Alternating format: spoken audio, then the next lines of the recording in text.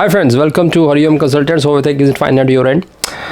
सबसे पहले आपको नए साल की बहुत बहुत मुबारक। ये हमारे साल का पहला वीडियो है इस साल का, एंड इसमें we are going to give you the updates और ट्रेड कोर्सेज की बात होगी। काफ़ी कन्फ्यूजन है पब्लिक के माइंड में कि ट्रेड कोर्स में जब हम वहाँ जाएंगे तो रिफ्यूज़ल आता है, क्यों आता है। तो we are going to give you the tips, generalized one. Again, हर एक का सर्कमस्टांस डिफरेंट होता है, हर एक का बैकग्राउंड डिफरेंट होता है, हर एक का सिचुएशन डिफरेंट होती है।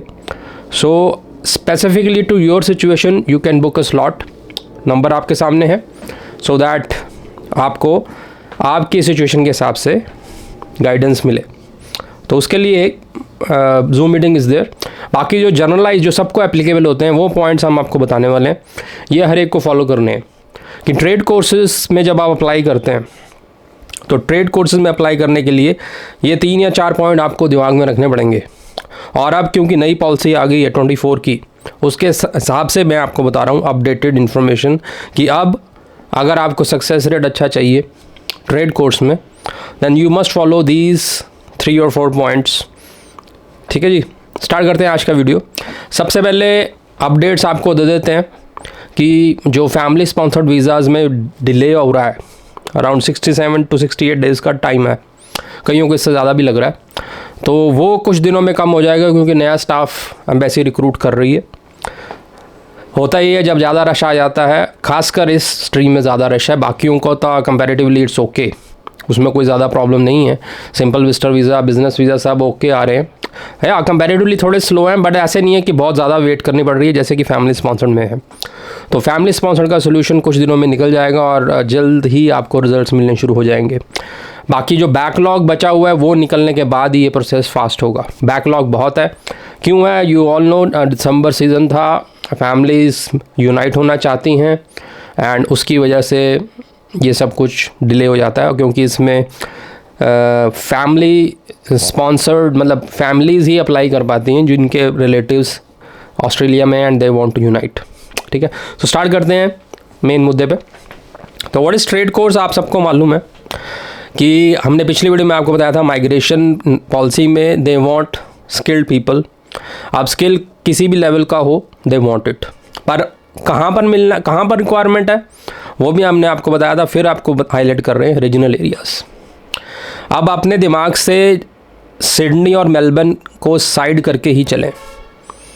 ठीक है, जब भी आप ये सोच रहे हैं सेटलमेंट का, चाहे आप विजिटर से ट्रेड में जाना चाहते हैं, चाहे जैसे मर्जी आप सेटलमेंट करना चाहते हैं, आपको सिडनी मेलबर्न को कट करना पड़ेगा, क्योंकि नई पॉलिसी में उन्होंने बंदे जो उनको चाहिए, जो माइग्रेंट्स उनको चाहिए, वो वहीं पर भेजना चाहते हैं जहाँ पर रिक्वायरमेंट है।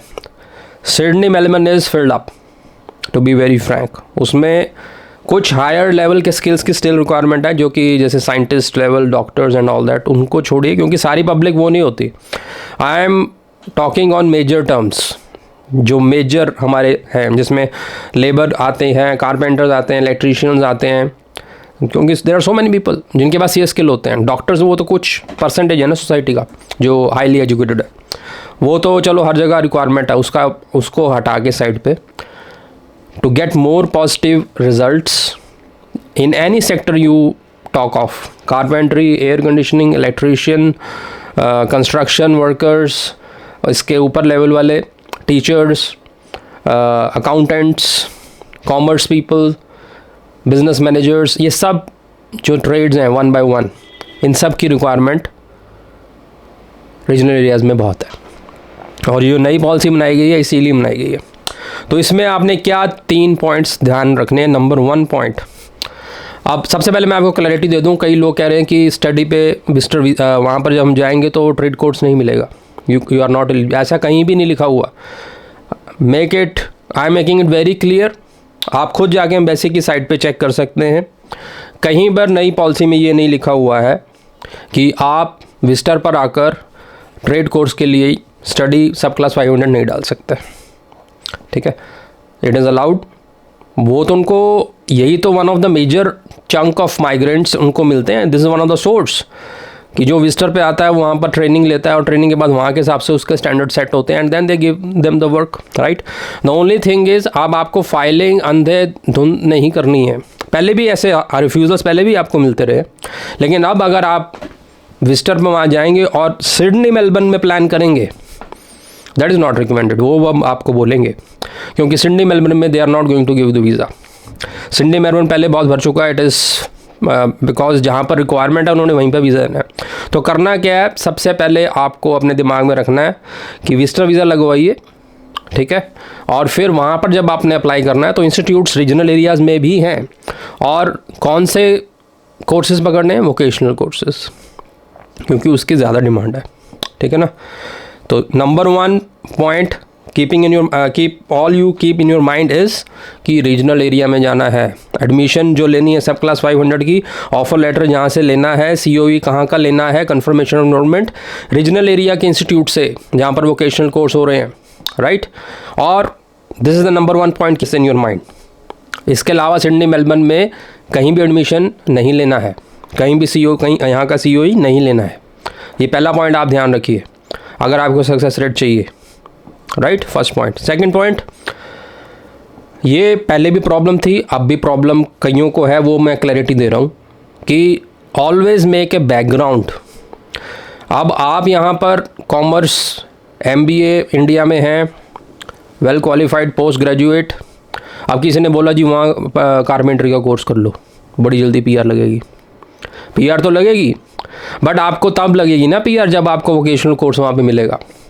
अब जो सिनेरियो है, ये पहले भी था कि जब आप किसी भी कोर्स में एडमिशन लेते हैं तो उसके साथ आपका लॉजिक जुड़ना चाहिए, आपकी बैकग्राउंड जुड़नी चाहिए। अब बंदा जो वीज़ा ऑफिसर आपका देखेगा केस, पीछे आपने MBA करी हुई है, you are a post graduate in India and now you want to become a carpenter just for the sake of PR in Australia, यही उसके दिमाग में आएगा ना। तो ये चीज़ आपको नहीं करनी। अब कहने का मतलब मेरा क्या है, सेकंड पॉइंट ये है फ्रेंड्स कि आपको अपनी बैकग्राउंड वैसी बनानी है। बाकी जो कम पढ़े लिखे हैं, जो ऑलरेडी कारपेंटर्स हैं, वो तो गुड टू गो। जो ऑलरेडी इंडिया में कारपेंटर है उसको वहाँ जाके ट्रेनिंग लेनी है, तो वो तो और कहीं जाएगा नहीं। उसको क्या करना है, एक छोटा मोटा कोर्स दिखाने के लिए, क्योंकि ऐसे नहीं होगा कि आप +2 के बाद कारपेंटरी करने लग गए, आपको प्रैक्टिकल नॉलेज है, that is not going to work. On the papers आपको दिखाना है आप कारपेंटर हो, तो वो कैसे दिखेगा, आपको यहाँ पर इंडिया में कोई वोकेशनल कोर्स पहले पकड़ना पड़ेगा, वो आप ज़रूर करके जाइए। भी प्लानिंग होती है, सब कुछ फास्ट नहीं होता, फास्ट में फ्रॉड मिलता है, दैट इज़ फॉर श्योर। अब वो कहते हैं जी 15 लाख 20 लाख 50 लाख दे दो आपको मिल जाए, वो उसमें फ्रॉड होगा, आपके पैसे भी जाएंगे, कुछ भी नहीं मिलेगा। तो उन चीज़ों के पीछे मत भागिए, थोड़ा पेशेंस रखिए, स्टेप बाय स्टेप चलिए जैसे हम आपको गाइड कर रहे हैं, ठीक है ना। बाकी स्पेसिफिक आपका सर्कमस्टांस के हिसाब से आप समझना चाहते हैं तो जूम मीटिंग बुक कीजिए। तो करना क्या है, पहला पॉइंट आपने रीजनल एरिया में जाना है, दूसरा पॉइंट आपने बैकग्राउंड अपनी मैच करनी है। जो कोर्स आपने करना है, कारपेंटरी करनी है, इलेक्ट्रीशियन करना है, उसका कुछ ना कुछ आपके पास बैकग्राउंड इंडिया में होना चाहिए पहले से। अगर प्रैक्टिकल नॉलेज है तो उसको पेपर्स में दिखाओ।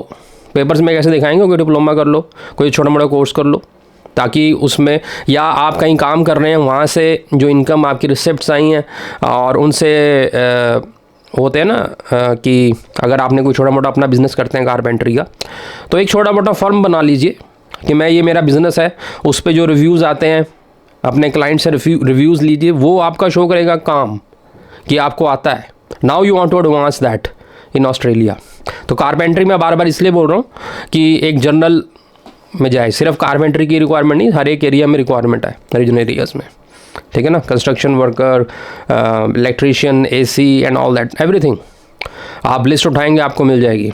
आप इस पे वीडियो चाहते हैं कि कौन कौन से ट्रेड कोर्सेज में ज़्यादा डिमांड है, तो कमेंट बॉक्स में लिखिए अभी, तो उस पर भी वीडियो बन जाएगा, ठीक है ना।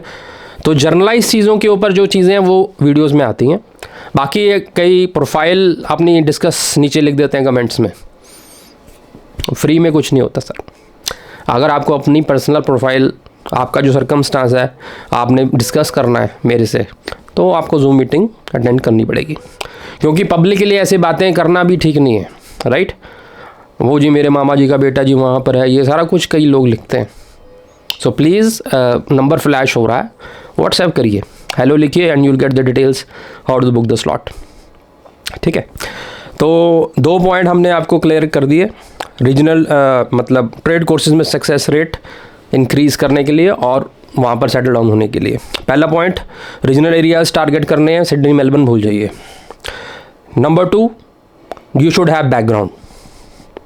आपके पास वहाँ की उस तरह से बैकग्राउंड होनी चाहिए, तभी आपको वो देंगे, ठीक है ना। अगर एजुकेशन का कोई ऐसा नहीं बन रहा तो जो प्रैक्टिकल काम आप कर रहे हो, सपोज एयर कंडीशनिंग का आपका बिजनेस है, सर्विसिंग करते हैं आप, ठीक है, तो उसका कुछ ना कुछ प्रूफ आपको दिखाना पड़ेगा ऑन पेपर्स। रिसिप्ट्स दिखाइए कि मेरा बिजनेस है, मेरा रजिस्टर्ड बिजनेस है, मैंने ये काम किया, 5 साल काम किया है, now I want to upgrade, मुझे ये एसी सर्विस का जो कोर्स ट्रेड कोर्स है एयर कंडीशनिंग में, वो मुझे हेल्प करेगा मेरी कंट्री में, ठीक है ना। तो ये this is the second thing which you always keep in mind.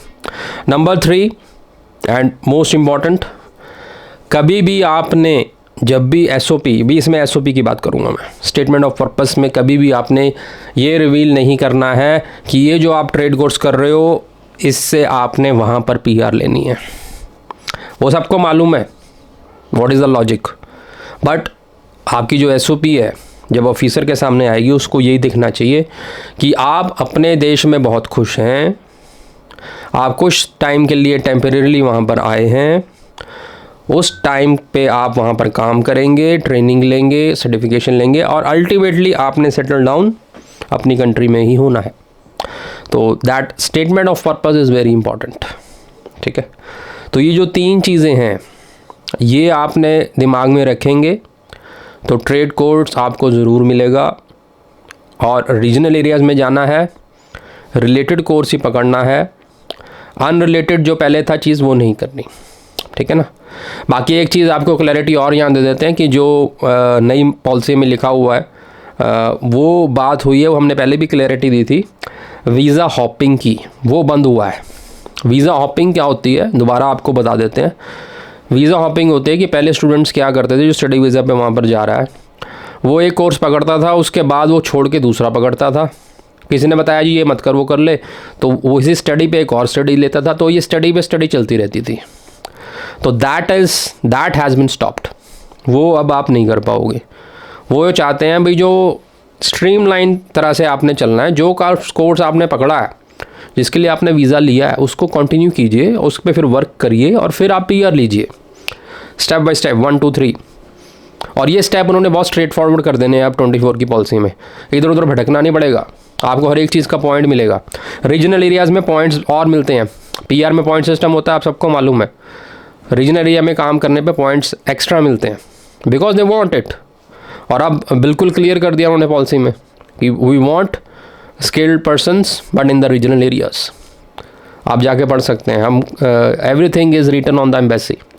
Video का पर्पस होता है तो आपको समझ आ जाए और what is the exact knowledge, क्या वो कह रहे हैं और कैसे ये चीज़ें, ठीक है। ये 3-4 पॉइंट्स हैं जो आपने दिमाग में रखने हैं, दिमाग में रखेंगे, इसको रख के आप फाइलिंग करेंगे। Nobody can stop you from having trade course in Australia, ठीक है। तो ये था video related to settlement in Australia according to the new policy, right, and some updates आपको हमने बताए। होप आपको वीडियो अच्छा लगा होगा and very happy and prosperous new year. हम चाहते हैं आप सबके वीज़ाज़ आएँ और आपका जो ड्रीम है अब्रॉड सेटलमेंट का ज़रूर पूरा हो।